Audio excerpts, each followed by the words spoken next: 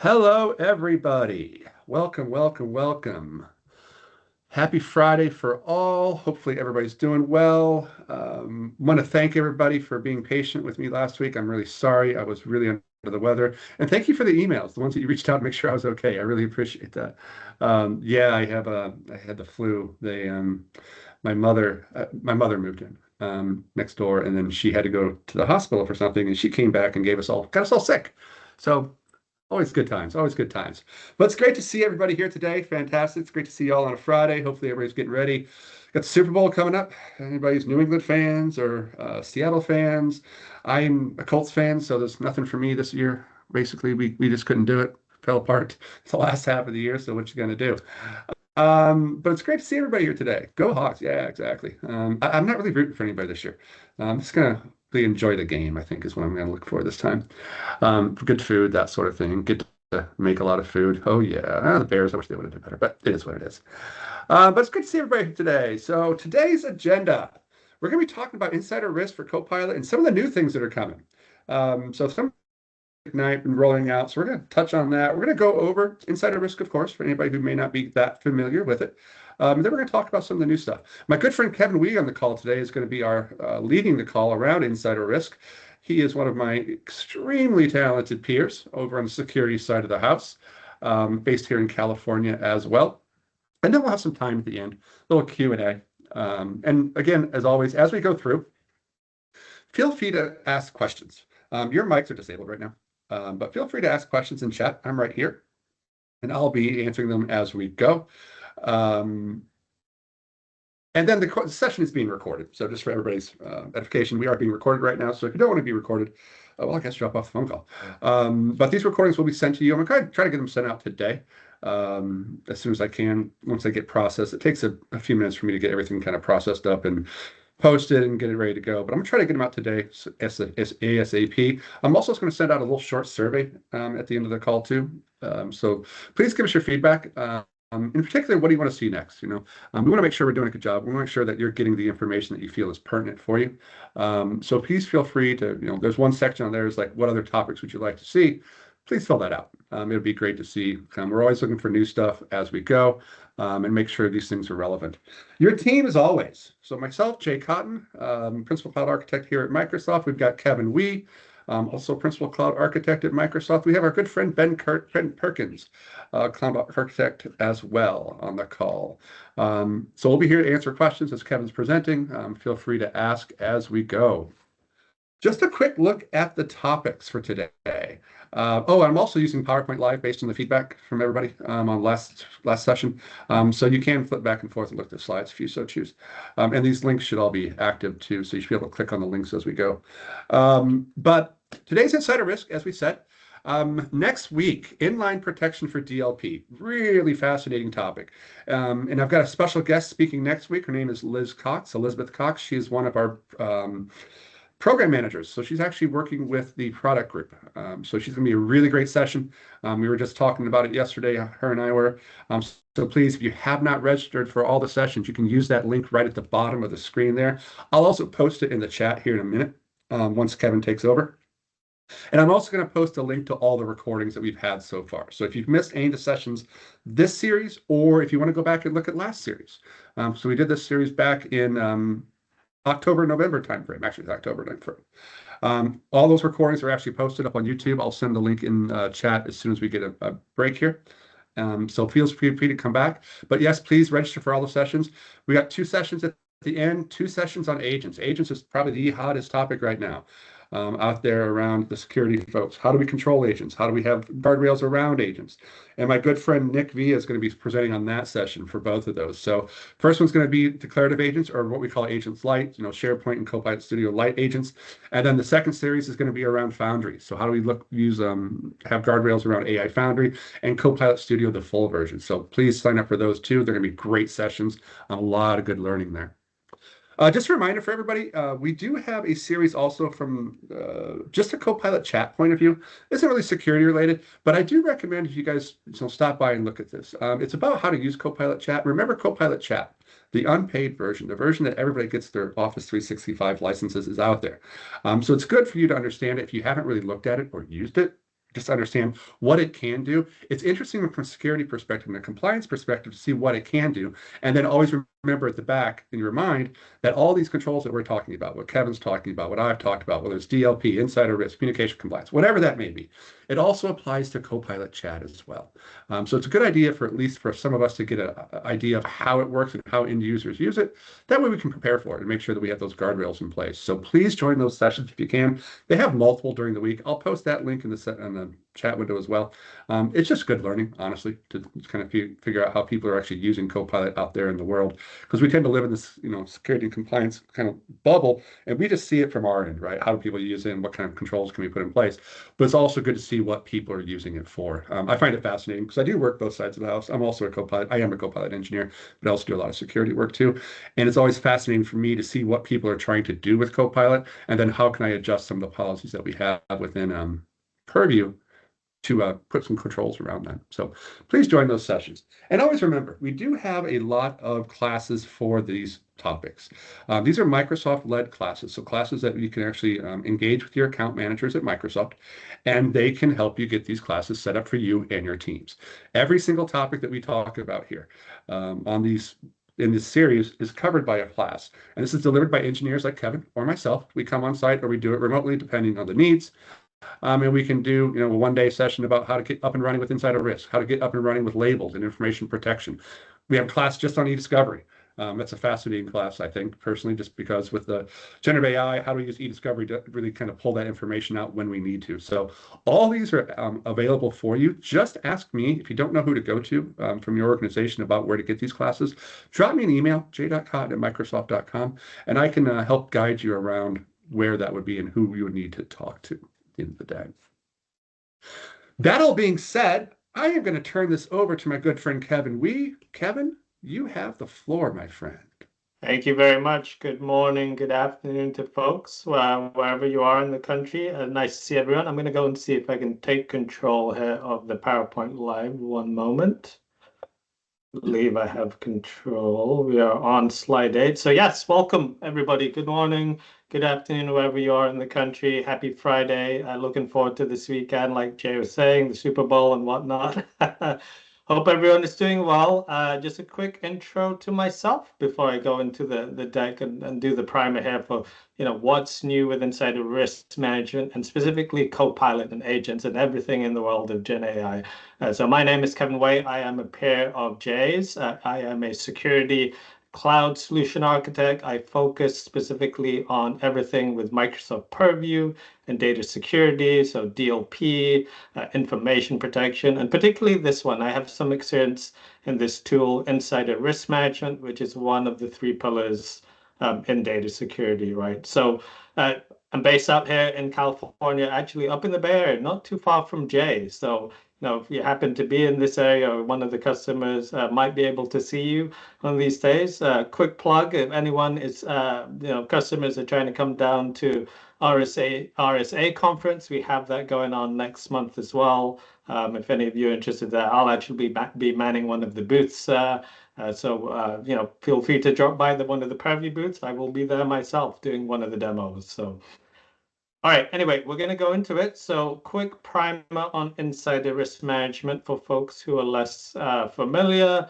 This is one of our pillared solutions inside of the data security stack in Purview. So alongside information protection, right, where you're doing your discovery and your classification of information, you're doing your labeling, and then alongside DLP or data loss prevention, right, where we're trying to prevent exfiltration of data in real time, so it doesn't create risk for your organization.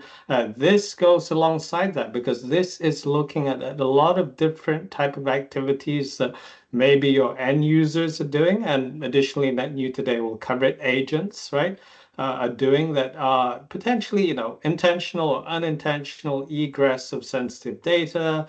For example, you might have people who have put in their notice, they're leaving, right? And they're disgruntled and they're trying to potentially exfiltrate things, which might not actually be caught by your DLP policies. So we're trying to look for those kind of activities. We're looking at technically historical trends, right? We're looking at what people have done in the last 60 days, what they're doing in the in the future 30 days, for example, if they hand in their notice. So it's really helping you build a risk profile for a subset of users and the Gen AI world agents as we develop agents, right? Especially in the autonomous AI, autonomous agent space, trying to track those, assigning a risk score because a lot of things in security, people are traditionally we're trying to prevent the bad guys from coming in to the organization, right? But what about the folks who are actually in your organization? They have access to the sensitive data.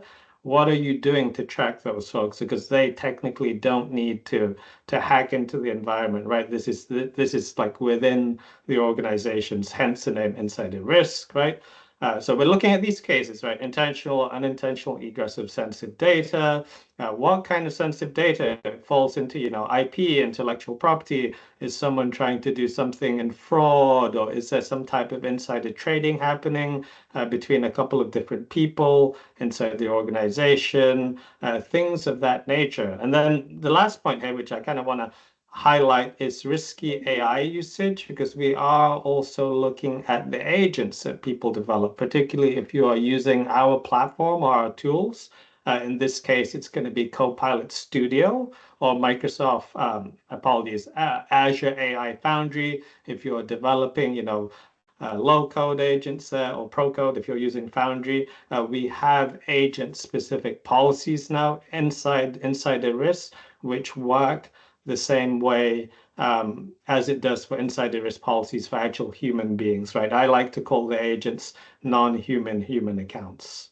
So I'll pause there. Any questions? I mean, feel free to come off mute and everything. Feel free to ask the questions in the chat if you would like. I have Jay backing me up here, so we'll get to those, and then we'll have a little bit of QA at the end too. So, all right, I'm going to try and move past some kind of the boring stuff to the slides. I do have a demo I kind of want to show you today for some of the new cool stuff we have, particularly with Security Copilot. But just to take folks again who need the primer on what the workflow is for IRM, right? These are technically the steps that you would take if you're a security admin or a person who is responsible for the administration and configuration of the tool and ongoing maintenance, right? So everything in insider risk is, you require very specific permissions. So insider risk management admin in this case, or insider risk management. I won't go into that into detail, but anyone who's familiar with the role-based access control in Purview, you got to have the required permissions, right? You also have to have the auditing enabled, right? Because all of the stuff that insider risk is picking up on is contained in the unified audit log, right? And the unified audit log are all of the events and activities that people are doing inside of your Microsoft 365 tenant. So whether that's users sending email, sharing files, downloading things, printing things, if you have if you have your devices onboarded to Defender and our endpoint DLP solution, as well as all of the admin activities, right? People who are doing things, configuring policies, making changes, all of that stuff is in the unified audit log. And that's really where we're looking at these activities, which helps us understand the type of risk, right? And risk profiles that we're going to assign to users and to agents using this tool. So typically here, just going through it quickly, you have the quick start, we're turning on the actions and analytics insights. That's literally one button. So what you're saying there is you're going to do a basic scan of the environment, right, based on what's in the unified audit log. And you're using that as a means to say, okay, we're not putting together any policies yet, but just scan the environment and give me some kind of top level insights, which I'm going to use to actually make a decision on what kind of policies should I be using, right? What kind of activities, what kind of threshold should I be configuring to catch true positives, right? Versus false positive activities for insider risk.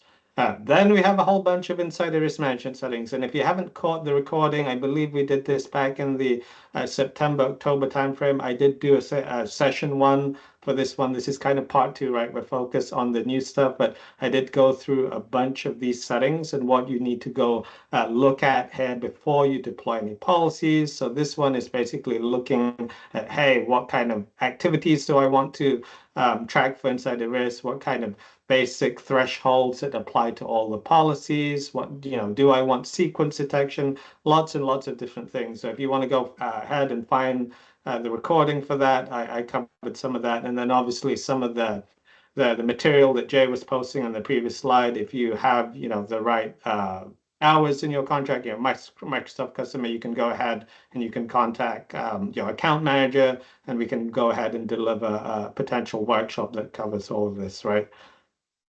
All right, and then moving forward, once we've gone through those settings, we'll go ahead and configure the managing the policies, right? And those policies themselves are the ones that you need to turn on and have enabled, right? So you have the alerts and whatnot generated. Then there's a process of viewing the alerts, and the distinction I want to make here is that typically the folks I see inside of organizations who are doing all of the top four activities are not necessarily the same people who are viewing the alerts. So typically what I see is you have a analyst team versus an IT or security admin team, and then the analyst team have a different set of permissions in the tool. They're not necessarily doing configuration, right? They're actually going in, viewing alerts, triaging, and then they're typically working with the business to actually identify any follow-up actions, if any need to be taken after the alerts, right? Oh, was there a question there? I thought I had someone come off mute. I think we're good, Kevin. All right, we're good. All right, and then going ahead and doing the investigation process and options, you do have the option to make this into a case, right? So once you've looked at some alerts and you actually say, well, this actually looks like a true positive, you can convert that to a IRM case that then allows you to do the deep dive. Again, if we want to go through that, I might demo some of that today, but we did cover that in the last session. I believe it was back in October. So I necessarily won't cover that today, but that's what you have. You do also have the option of making an e-discovery case. So if you need to go beyond the confines of the typical IRM case and you actually need to run some content searches and put things into a e-discovery review set to do a deeper dive, that is also one of the options, right? And then at the end, you can also take action, and taking action doesn't necessarily mean blocking anything or doing anything actually within the tool itself. Typically, what I see take action is people actually talking to folks in the business and actually understanding, what needs to happen as a result of that. For example, here, I guess we could take action. Sorry, something else popped in my mind. You could start putting things like an adaptive protection policy. Once you've configured enough, policies, you have enough true positive alerts, and you want to say, hey, I actually want to turn on my adaptive protection, and I want to actually put people who are high or medium risk into my DLP alerts, so my DLP alerts become more dynamic, things of that nature. That's the kind of actions you can take. So I take that back a bit. There is actually functionality here where you can take action and do something more to do some kind of automated remediation versus just, manual investigation and whatnot. All right, moving over to the next slide. Here, configuring and managing policies. Again, I kind of covered this in the last talk, in the last session in October. So if we want to go into that, well, we can, or you can view that recording, right? But basically here talking about the templates, right? So we give you access to these templates. You can customize things to your heart's content. Or if you really don't know what you don't know at the beginning, we give you the easy button. There's a whole bunch of templates here focus on different types of risky activities. I mean, we have data leaks, we have things of the nature where it's for people who are leaving the organization. We even have one that is now available to AI, and I'll kind of cover that when we go through the demo. You can scope it to, dat ik ook geregeld. Oh, was there a question? You're fine, Kevin. Go ahead. Okay, go ahead. All right, thank you. So we can scope the policies to a bunch of different users, right? We can do specific groups of users. We can leverage adaptive scopes if you want to use AD attributes or Entra ID attributes, I should say, to scope your policies to. I typically see people using, security groups or mail-enabled security groups, or they're going to specific users. So some people actually scope their top policy at first for the entire organization so they can actually see what this tool can do in terms of looking at all of the different types of risky activity for their entire user base, right? And then moving forward, the policy configuration wizard. Again, I'll try and cover a little bit of that in the demo, but we're allowing here, we're going into the customization. We're looking at the different types of content detection, emails in Exchange Online, SharePoint, things people are doing on their devices. Are they browsing to specific sites? Many, many things of that nature. Are they attempting to upload it to third-party, file sharing sites? Lots and lots of different choices and things of that nature that you can track. The key thing here is the thresholds. That is needed so that basically you don't have excessive false positives, right? You want to configure those thresholds to be something that is appropriate for your organization. So it's not too low, so it's not too high, so you miss stuff. But you can do a lot of that tuning in the tool. And sometimes, it is a case of trial and error in this tool. Sometimes you will get a lot of alerts, and sometimes you will get not so many alerts. And then that kind of builds into the segue of I'm going to demo the triage agent. That's the integration we have with Security Copilot. I think that's going to be really, really good for you to understand. And if you are a customer that has entitlement to Security Copilot, I think that's going to be super useful, right? But by default, coming with 10 policy templates, I think we may have increased that slightly. So apologies, this might be out of date across 5 different categories. In fact, I know there's a net new one here that is again focused on risky AI agents inside of Copilot Studio and Foundry. All right, so we're moving forward here. So building on that, this is the one I wanted to call out. These are the ones, data theft, risky AI usage, health record misuse, data leaks, risky browser, and security violations. These were the ones that have existed for some time already. The one I put down here is interesting though, risky agents. Risky agents, again, is the one that is looking, I believe this came out probably in the last 4 months or so, but this is the one that is looking at your agents, any agents that you have developed inside of Azure AI Foundry or basically the Copilot Studio. And it's looking at those agents in the same way that it's looking at human being accounts. What kind of things are those agents doing? Are they sharing risky files with sensitive information with other agents? Are they doing so with other types of users or human beings? So as you kind of build out that environment in the Gen AI era, and you're trying to do more and more with agents, so it automates things for the purpose of doing things quicker, faster, and better for your business, right? These kind of agents will proliferate. And the key thing here to note is that we at Microsoft know that because obviously we provide the tools and the tool set to build these agents. So by definition, when we're looking at these kind of tools inside of Purview, we're making sure that we're covering all of these agents. So you have that security and governance surrounding them, right? So that is the piece I wanted to call out. I will also show this piece in the demo in a few minutes. All right, this one was presented in the last session as well, but I thought it would be good here to include as a refresher. These are the 2 policies that are basically built in with DSPM for AI. DSPM stands for, folks who don't know, Data Security Posture Management. So again, we're looking here at more from a human being aspect. So this is less to do with agents, but this is to do with your users who are basically empowered to use AI. And if, for example, if you are using Gen AI sites, and for example, you have a subset of users who are going in and they're looking more at more than Copilot, right? And you've given them access to certain sites or you trust them because you have controls, you can use these policies to detect, hey, what other AI sites are people going to? Are they going to Gemini? Are they using Claude? Are they going to DeepSeek, right? So giving you an understanding from a risk management aspect, it's not just users who are visiting AI sites, are they doing it at a specific threshold? Is it going above and beyond what you expect some of these users to be doing? For example, is one user going to some type of AI site that maybe they have access to, but you didn't know that they had access to, and there isn't really a business use case for that user to go access an AI site? You're going to be able to get that kind of insight if you enable this policy, right? In the same vein, if we actually want to go ahead and go beyond the people who are going and just looking at the sites, and we're actually trying to detect the prompts, right?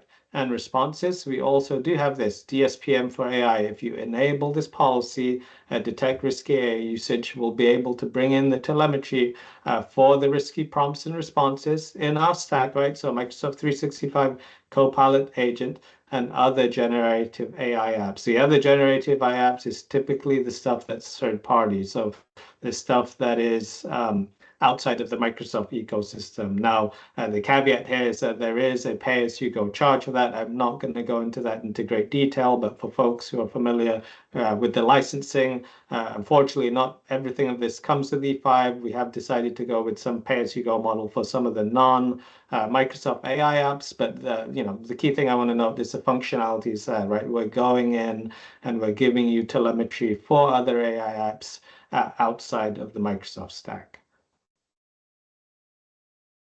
All right, and then this is really the net new stuff. So this is a couple of net new slides that I did not present in the last session, but this is the stuff that I wanted to make sure we cover and folks understand here today. This one, I mentioned it a few minutes ago. This is to do with the IRM policy, right? So this is in tradition. Let me see if I can find the previous slide. This is what I'm talking about here, right? Risky Agents Preview. This is a net new addition to the policies we've traditionally had, which has been focused on human being activities in insider risk.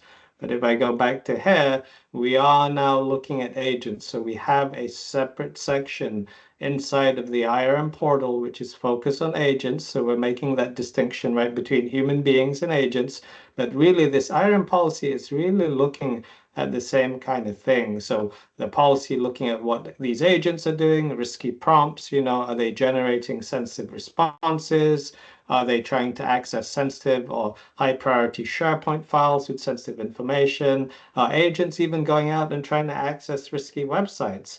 All of those kind of things that you would want to know about if you're the developer of that agent or if you're in charge of the tool and you're trying to get a handle on what these agents are doing because they're operating at machine speed, right, which is exponentially faster than a human being. This is the net new stuff that we are giving you inside of the tool. And quite frankly, in this Gen AI age, I think this is a requirement right now. So if you have access to this tool, these are the policies that you need to be looking at, especially if you have people in your organization who are developing agentic AI, right, inside of our stack, Copilot Studio and AI Foundry, right? So we have turned this on by default for all organizations, just because that's for the safeguard of the customers and whatnot. I believe this came out, I think, in the last 3 to 6 months. It's pretty new. All right, moving forward, we're switching slightly. We're still talking about agents, and now we're talking about the agents that come with your security copilot. So some of you may be aware of the fact that if you are an E5 customer, we did announce in Ignite last year, the Microsoft Ignite conference, right? That's our biggest conference of the year. That for folks who have E5 licenses, right? And if you have at least 1,000 licenses, you're going to be entitled to SKUs, or what we call them secure compute units, right? And those are kind of the building blocks or the resources that are needed to basically run the security copilot tool or the platform, right? And the platform allows you to build your own agents. Think of it like a copilot studio. You can build your own agents. You have out-of-the-box agents, which I'll cover a piece. This is what this is. But everything is geared with the security focus. So whether you're doing something as a traditional stock, right, or the security operations center, and you're looking at triaging alerts, or you're doing some type of workflows to detect bad actors that are, trying to get into your environment, things of that nature, you can use the Security Copilot platform to help you automate things so that someone or something, in the case of the agents, is helping your SOC analysts and your security people to work faster, to work better, to focus on less noise, right? And in the case of, I want to get back onto topic here, right? The data security triage agents, these are the agents that we have developed out of the box. We have made available to customers, right, who either have, the E5 entitlement with Security Copilot, or they've actually gone in and they've procured Security Copilot through purchasing some SKUs, right? It's a pay-as-you-go subscription. So these agents, basically, they're focused on two different solutions right now. IRM is the one I'm going to focus on, but we also have DLP. If you think of it, this has been kind of a long thing that's been needed, in my opinion, because the DLP and the IRM alerts can get very, very voluminous in nature.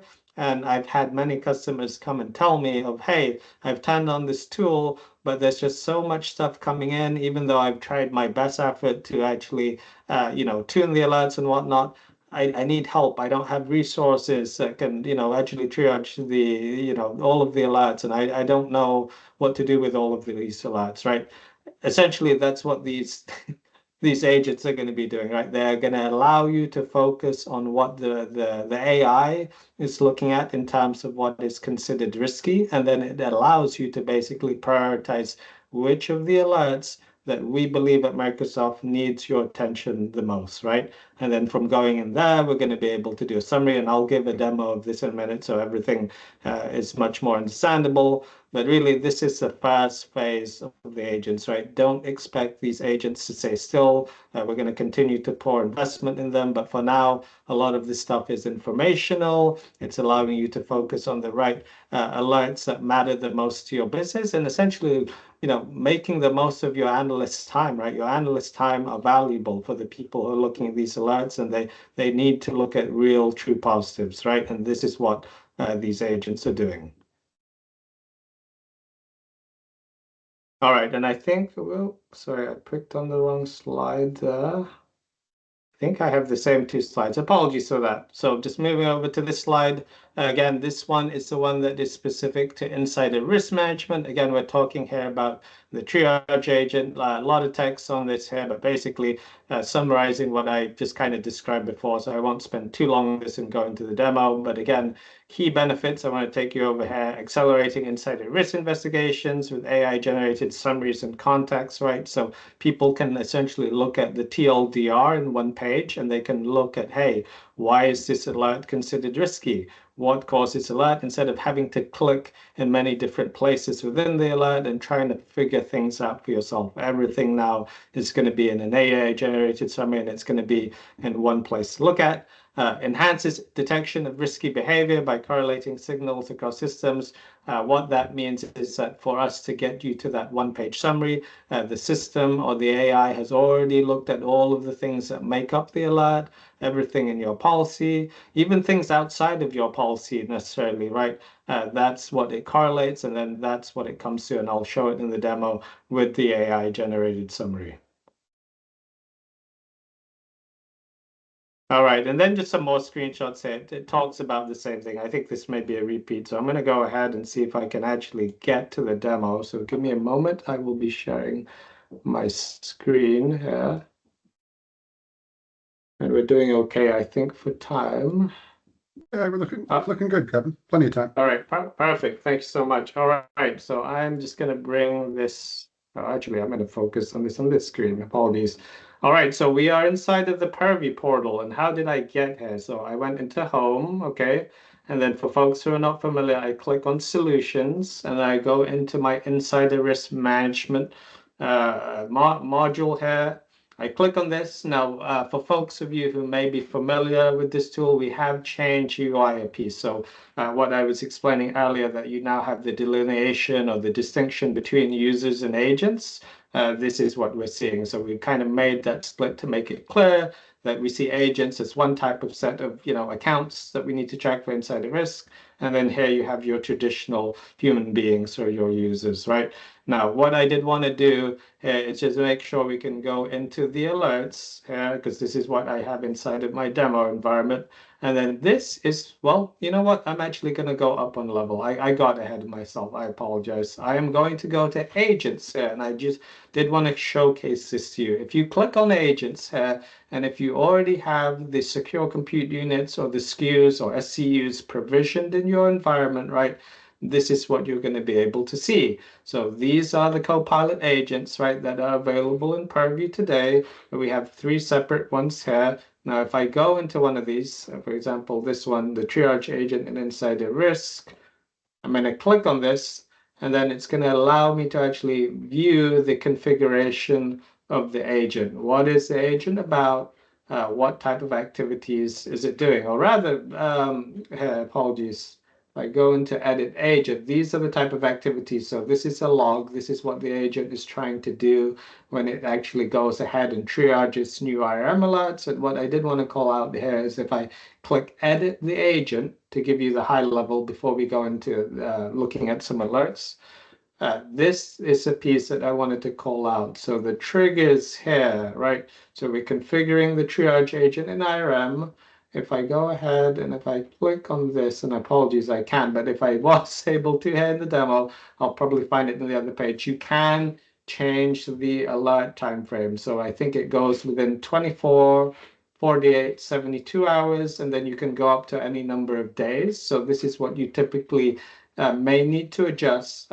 Typical best practice here would to keep this to 30 days, right, initially, so it can go through and look at the last 30 days of alerts. And then when you've, kind of got used to a time frame that you're comfortable with the alerts and you have agents looking at it, you might want to change that where it's only looking at the most, in this example, 3 days of alerts, right, the last 72 hours.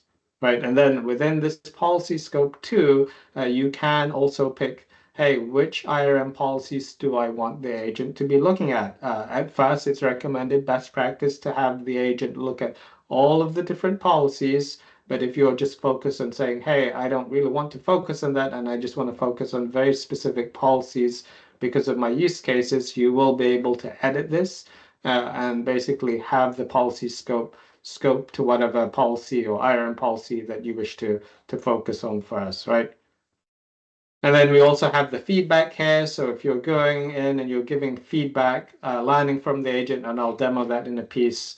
If your analysts are going through and they don't believe the agent has found the right true positives, you can go ahead and have your analysts give feedback, and all of that thing is tracked down here too.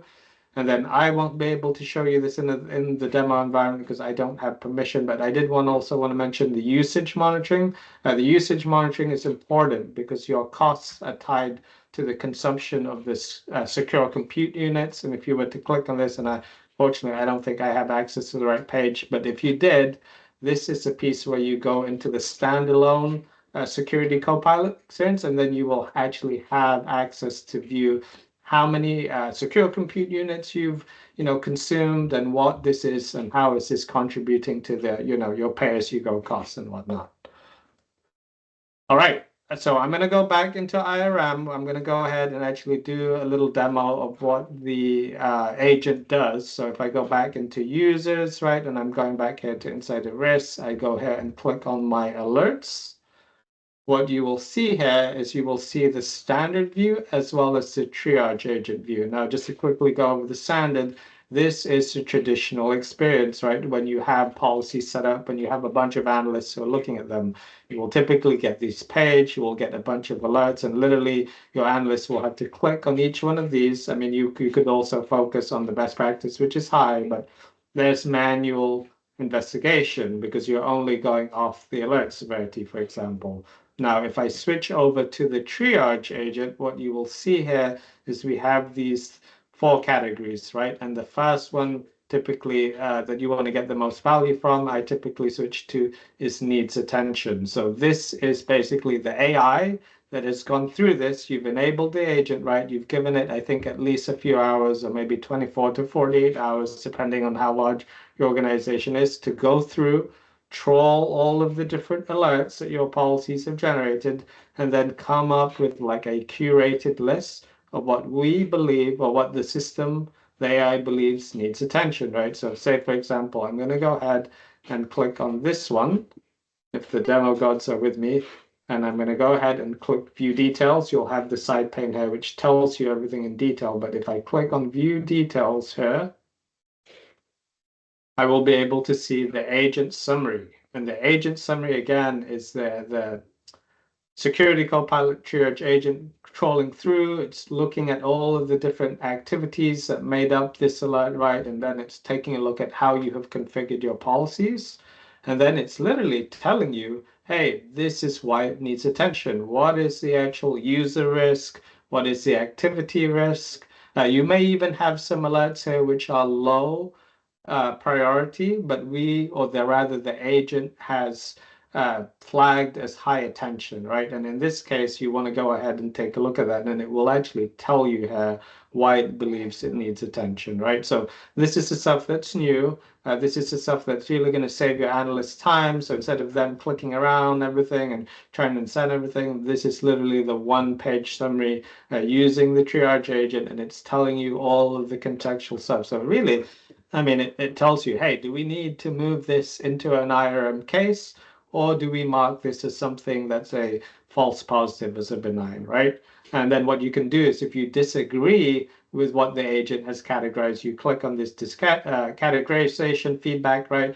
And then you have your analyst add some feedback to Microsoft on why you believe this is a false positive. And then that feedback gets tracked in that other UI I was showing a couple of minutes ago. And just to be clear, this is shared with Microsoft, but this is not shared with any other tenant.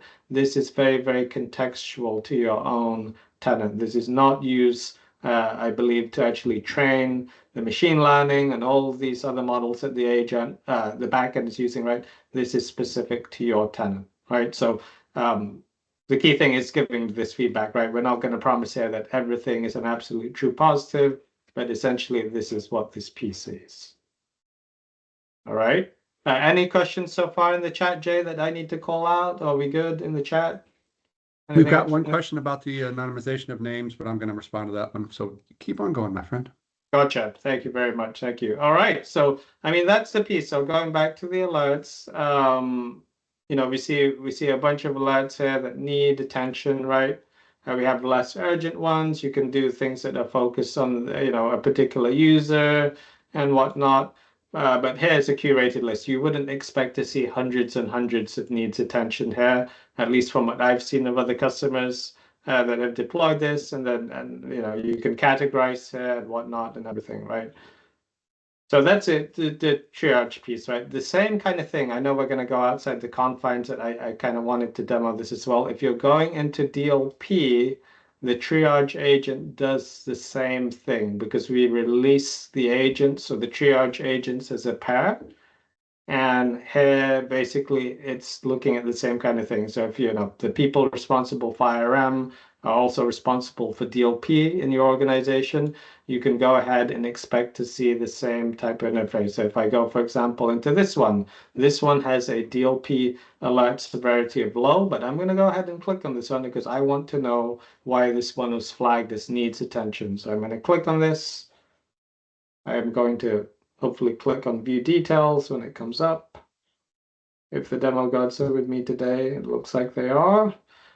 Click on view details, and then we should be able to see why this was flagged as low severity, but or low risk, but why it was flagged by the agent. And in this case, I want to highlight the attention here. This is to do, apologies, I'm going to zoom in a little bit there to make it a little clearer. The policy risk is elevated because the DLP rule was configured to allow the movement of this sensitive information, meaning the highly sensitive SSNs could be moved or accessed without restriction. So essentially what it's telling you is that there's some exfiltration happening potentially there. You have a DLP rule. I mean, technically here it also tells you there is no exfiltration risk. It wasn't shared, but your DLP rule does allow for that possibility. So even though nothing is happening, you might want to go in and check the DLP rule to say, hey, do we need to change anything in the configuration so there's not stuff that's populated in this exfiltration risk? So for me, that's super useful because okay, it's low risk, but could it become high or medium risk in the future? This thing is basically telling you that type of context. It knows the access to the policies, and it's basically telling you something so you can put the fire out before the smoke starts. Right, that's the analogy here. And then if we're going down, we are looking at the related assets, right? We are looking at the files that we believe pertain to this particular, and then that also gives you the document summary. It gives you what the agent thought about that. It talks about, all of the different type of, sensitive information inside of your environment. In this case, it's talking about user, social security numbers. And then you can also look at rule associated matches, custom introduction matches, lots of different things here that basically your analysts would have had to figure out manually. And right now we're giving you this kind of oversight and whatnot. Insight, I should say, with the agent. So hopefully that's helpful. Lots of cool stuff here. And again, I don't expect this to stay the same. We're going to continue to develop these agents. I probably think there's going to be some automation involved going far, far beyond summaries, but we're not going to stand still with these agents. Lots of new things I think cool are going to be coming in the roadmap for 2026. All right, now I did want to pivot back here to Insider Risk, and I wanted to show you the piece of the agent. So again, these are the agents that are not to do with the triage agents, right? Those are the security co-pilots. These are the agents that are being developed inside of your organization, right? So if you have citizen development, meaning the business users are using like a Copilot Studio, the low-code solutions to develop agents or agentic AI, this will come up and show up here. We will actually have an inventory of agents because the cool thing now, we've always had in Copilot, is all of the Copilot agents already get pulled in to the realm of Purview, so you'll be able to see them. But we made some recent announcements. So if you're doing it in Azure AI Foundry, I believe there's an easy button now, so you can pull in all of that agent telemetry, what the agents are doing, risky prompts and responses.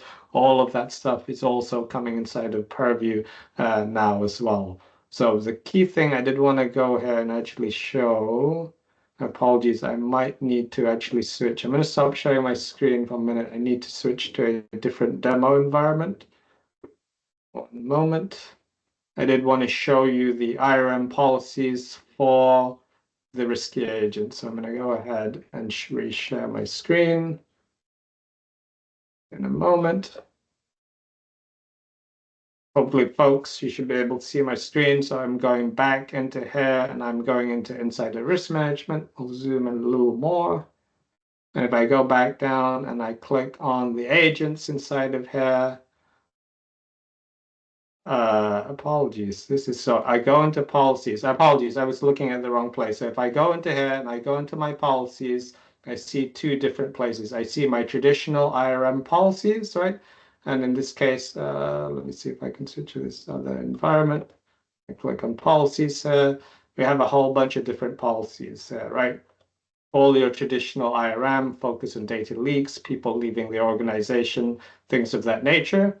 If I switch over to agent policies, this is the net new stuff that I talked about in the slide. So this is the new one that we enabled, I think, a few months ago. If I click on this policy, you're going to be able to see, hey, it's scope to all agents. That doesn't have any content prioritized that you could focus at on specific SharePoint sites or sits. But you can also look at the triggering events. These, again, are all the types of risky activities that an agent that, you have a developer working on or, kind of released out and published in the wild. What are they doing? Are they looking at risky prompts, agent responses, active sensitive information? All of that stuff is now being tracked with this type of policy, right? So it's in the same mold as your IRM policies for users. And again, we're making that delineation for agents so you can visibly see what agents and how do they present or what kind of risk do they pose inside of your environment. All right, and I don't think, unfortunately, I have a good example here. Let me switch to the other demo. I don't have a good example, unfortunately, of the alerts for these agents right now. Apologies, but you would expect to see it similar to the alerts that you would have for the human beings. And then you would also, I think, have the triage agent available for these alerts. So if it's not available, I'm pretty sure that's coming soon as part of the roadmap as well. So yeah, I think I'm done with my demo, Jay. That's all of the net new stuff. Otherwise, it would be a rehash of stuff that we covered in the previous session. I'm happy to go over that if other people have questions and things of that nature. But thank you so much for the time and joining today. It's an honor to have you here. I'm happy to take any questions. If we're going into Q&A, feel free to come off mute. I'll be happy to answer anything. Yeah, so feel free to come off mute if anybody has any questions. There was one interesting question about the de-anonymization of usernames. We can do that in things like communication, compliance, and insider risk at this point. So it's in the settings. You can actually, I posted an image of what that looks like in insider risk. So that would de-anonymize, or however you say it, pseudonymize, whatever that word is, the name. So basically, you would not see the real usernames. You would just see approximation of what that would look like. It's a really long little GUID thing, kind of. But right now, the question was if we can do that in things like the activity logs for DSPM, right? So you're looking at those Copilot activities, agent activities, those types of things. And if there's a name mentioned in them, currently we are not filtering out or de-anonymizing those names within the prompts and responses itself. It is something I will pass back to the product group. I do think it's a pretty valid ask, to tell you the truth. I was kind of sitting there thinking about it. And if I am an HR person, or if I am the example they gave, it's an HR person, they put something in Copilot about a particular case, whatever it may be. And then if I look at the logs, then I can see that this HR person puts this person's name in. So it's a very valid ask, and I will pass that on to the product group. Other questions from the team? Let's see what we got in chat down there. Yeah, no worries, my friend. Happy to see it. It's a good ask, honestly, if you think about it. Because there is, of course, sensitive data that can be put in there, and just the whole name thing is always a tricky one too. So, any other questions from the team out there? Once, going twice. Okay. Well, thank you again, everybody, for joining us today. Always great session, Kevin. Thank you so much, my friend. Of course. Big applause for Kevin out there. Really great new stuff coming out there. And do notice, those of you who are E5 customers, I did post or put in that post about you will be getting some part of the Security Copilot with your E5 licensing coming with it. If you don't know what that is, or you haven't heard about it yet, and you do have an account manager, please talk to your account manager. They can explain it for you. They can really go through and kind of work out when it goes. It is rolling out over time. It's a phased rollout, as far as I understand it, because I have a couple customers that we knew about it. It was coming, and they told us about it. We saw it in the message center post, and basically I talked to them about it back in December, and they're just now getting those, what they call SCUs, or security compute units, into their tenants, so they can start using Security Copilot as part of that E5 purchase as well. So it's still rolling out, but if you haven't heard about it, or you are an E5 customer and you don't know about it, please talk to your account manager as far as that goes. As far as we go next week, everybody, great session lined up for next week. We have that inline DLP. So that's going to be DLP from a network appliance point of view. So even iBoss or those types of SASE appliances out there, we're going to have Liz talk to us about how we can use that for data loss prevention. So it's going to be a fantastic session. And then again, we have our other sessions coming up as well around agent governance. Those are going to be the last two for the series. So everybody, please register for those. I put the link to the registration at the top of the chat. I'll throw it in here one more time just so you have it handy. And I will be sending out the recordings later this afternoon. And I'll also include most of these links that I put in here, just so you have them nice and handy in front of you. You don't have to go back through the chat and pull these links out. And remember, we do have all the recordings from past sessions. I'll drop that link one more time too. Go to my fun little YouTube page. I need to design that a bit better. I was just looking at that yesterday. I need to make it a little more fancy. It's pretty bare bones at the moment, but all the past recordings are right there too. So if you want to go back and look at some more of the insider risk that we did last session, last series, we go a lot more deep into the settings and configurations of the basic stuff. Today we covered all the new stuff, but feel free to go back and look at any of those recordings. It's really great content in there. And always, thank you all so much. I know it is Friday, and this is an hour of your time on a Friday. So Kevin and I really appreciate you spending that hour with us. So thank you so much, everybody. Have a great rest of your day. Have a great weekend. Enjoy the Super Bowl, and we'll see you all next Friday, same time, same channel. Thank you so much, everybody. Thank you, everyone. Have a great day. Take care. Martin, did you have a question? Oh, no, he just was trying to. They put the clap button and the raise hand button way too close to each other.